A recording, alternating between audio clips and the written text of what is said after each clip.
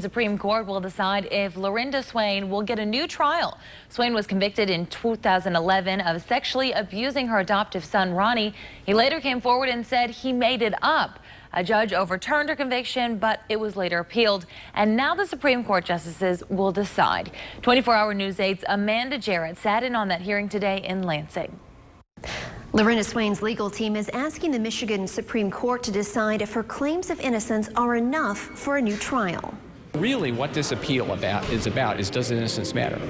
Are we going to send people back to prison, in Lorinda's case, for another 17 to 40 years, when the judge who oversaw her trial, having heard a boatload of new evidence, has concluded that she's innocent? That's what David Moran argued to the Michigan Supreme Court today, citing Swain's adoptive son recanted his story, and a former boyfriend, Dennis Book, well, his testimony could have helped Swain at her trial. The Calhoun County Prosecutor's Office argued Swain could have had Book testify at her original trial. The defendant knew who Dennis Book was. She knew where he lived. The presumption of innocence evaporates with the jury's verdict. Swain wants a new trial. If she doesn't get one, she's headed back to prison.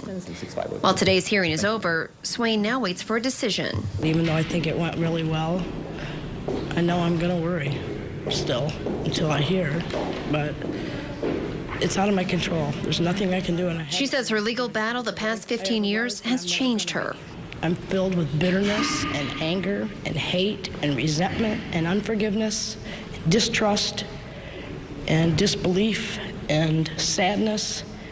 And as real as I know this is, I still can't believe it's real. The Supreme Court is expected to rule within the next couple of months, and then we'll find out if Swain's getting a new trial or not.